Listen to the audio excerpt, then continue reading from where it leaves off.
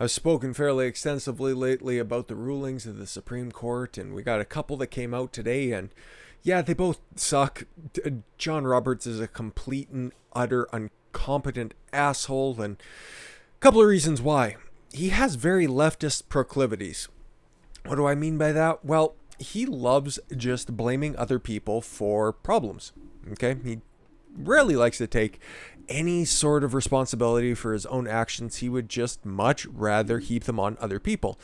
Both of these responsibilities, or rather, both of these rulings adhere to that same principle that he has, that his Supreme Court reflects. And of course, there's a couple of justices that are on that panel that are quite good, but all in all, yeah, neither of these rulings leads me to believe anything salient, anything competent will come out of the Supreme Court for a very long time. That's why hopefully some of those more radical bills that are currently going through either the House or the Senate right now get shot down by at least a group of people who I have more faith in than the entire 9-panel Supreme Court of the United States. I know that's not exactly a high bar, nor is it anything that you should really hang your hat on, but them be the breaks, I suppose. Supreme Court makes it easier to sue car companies over defects. Why? Supreme Court unanimously rejected Ford Motor Company's claim that people who buy its cars in states with little connection to the company shouldn't be allowed to sue in personal injury lawsuits, a ruling that will make it easier for plaintiffs to sue automakers throughout the country. That is fucking stupid. You know who should be doing a walkthrough of new and used vehicles? That should be the dealership. Okay? They have their checks at the plants, and it needs to go through those specific tests before it rolls off and heads to the lot. Whatever happens at that lot is up to the dealership itself. It's not up to the manufacturer. That's the same type of logic that leftists use to go after gun manufacturers whenever there's a shooting that happens. No, it's the idiot who's operating the piece of equipment who's responsible for it. And then, of course, if you're selling it, you're responsible for that piece of equipment. You're responsible for making sure that it is in a sellable, usable condition, unless otherwise expressly mentioned, of course. Let's go. The ruling issued March 25th, that would be today, covers 2 appeals: Ford Motor Company v. Montana's 8th Judicial District Court file 19368 versus, and Ford v. Vandermeer Court file 19369. Nice. Conventional legal thinking has been that plaintiffs injured in vehicles can't sue the automaker if the states in which they were injured have a weak business connection to the automaker. Ford argued it could only be sued if states in cars, if the cars were designated, manufactured, or sold there. Yeah, different rules in different states. That would be like just having California, their wacky fucking rules and regulations applied to the entirety of the country. See how stupid that is? A plaintiff's claim ought to have at least some casual connection to some act the defendant took in the forum in which the lawsuit is being heard, the company stated in court documents. In 2015, Minnesota resident Adam Vandermeer was a passenger in a 1994 Crown Victoria. So, let me get this straight. Suing over a vehicle that is 21 years old? Driver rear-ended the snowplow. Fucking Christ. I know Crown Vics are built strong. Dad had one for a very long time. But I don't think it's quite a match for a fucking snowplow. And the car ended up in the ditch. Thank God that's the only thing that happened. Vandermeer, who suffered a brain injury, no, he had one beforehand if he rear-ended a snowplow, claims the airbag failed to deploy because of the defect and sued. It's a 21-year-old vehicle. Some shit is probably going to happen. Did you take it in for regular services? Again, see what we're talking about here? On the outset, oh yeah, seems great. Oh, go after those big, awful vehicle manufacturers. Oh, we need to make sure we get the fair share. And then the details come out and it's like, oh no, this guy was just an asshole. So he sued to get his brain back, alleging product liability, negligence, and breach of warranty claims against Ford. Did you follow up on anything, or did you just assume it was going to work after 21 or 22 years? Or did you buy it secondhand? Like, what the fuck? Montana resident Micaiah Jean Goulet, a married mother of 2, had been driving a 90... Oh my God, get some fucking relevant vehicles. I hate both of these people. I wish one of them were driving a Ford Pinto and they were rear-ended on a Montana highway in 2015 when the tread on one of her tires separated. Her fucking Firestone, that was a decades-old fucking concern. I don't know if anybody else remembers this, but Firestone, man, they used to be the #1 or the primary provider of tires for Ford. And then, yeah, they started to detread, and Firestone went through a whole bunch of litigation. I know that they're definitely not as large as they were before. I don't even know if they're still around.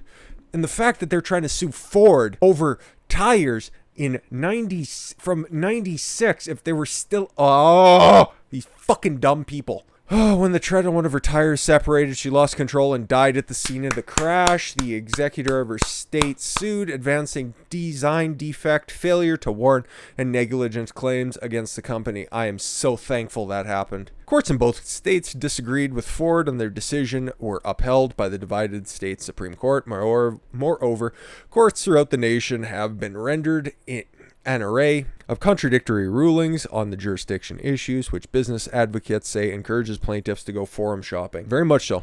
But the Supreme Court rejected Ford's reasoning, finding the company was far too well established to rely on the argument. Ford is a global auto company. Ugh, fucking Elena Kagan, you fat-headed Karen, wrote in the court's 8-0 opinion. Who didn't vote? Who abstained? It is incorporated in Delaware. Ugh. Nothing good comes out of Delaware, case in point, and headquartered in Michigan, but its business is everywhere. Thank you, stupid. I'm glad you pointed that out. Thank God she was elected, or she was appointed to the Supreme Court just because she has a slatch. Ford markets, sells, and services its products across the United States and overseas. In this country alone, the company annually distributes over 2.5 million new cars, trucks, and SUVs to over 3,200 licensed dealerships. What the fuck does that mean? In each of these two cases, a state court held that it had jurisdiction over Ford Motor Company and the product's liability suit stemming from a car accident. The accident happened in the state where the suit was brought. Thank you. The victim was one of the state's residents. Okay. And Ford did substantial business in the state, obviously. Among other things, advertising, whatever. Let's get to the fucking point of this. Ford still contends the jurisdiction is improper because a particular car involved in the crash was first not sold in the forum or the state, nor was it designed or manufactured there. There you go. We reject that argument. Why? When a company like Ford serves a market or a product in the state, and the product causes an injury in the state of one of its residents, the state's court may entertain the resulting lawsuit. Sure, but we don't have any of the other facts. These are old vehicles, okay? I was 4 and 6 years old, respectively, when these vehicles apparently rolled off the fucking dealership floor. But they weren't even new vehicles. Some other asshole had them beforehand. Clearly, because they weren't made or manufactured.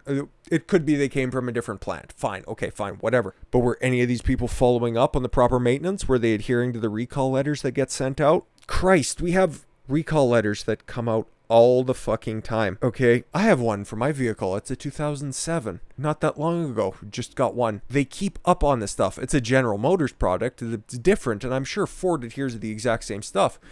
Christ, when I used to work at my old job, we'd get a couple of different recalls every other month from one of our fucking fleet vehicles, and that was a Dodge. Manufacturers stay up on this stuff. This is fucking stupid. Oh, of course, Justice Amy Coney Barrett didn't participate in the case, which she argued on October 6th before she joined October 7th, before she joined the court. Stupid. She is so fucking useless. And that's just not a me hating broads thing. This is just a me looking at what Barrett is doing and not doing, more importantly. And she is just John Roberts with tits. But whatever. Like I said before, this goes and heaps responsibility on people who are no longer liable for old fucking vehicles. And you see, that can get extrapolated to a bunch of other things.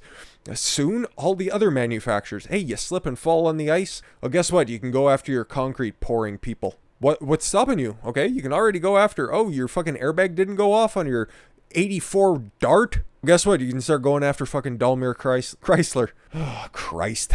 You seen it here first, folks. And then, let's get him off the screen for a minute.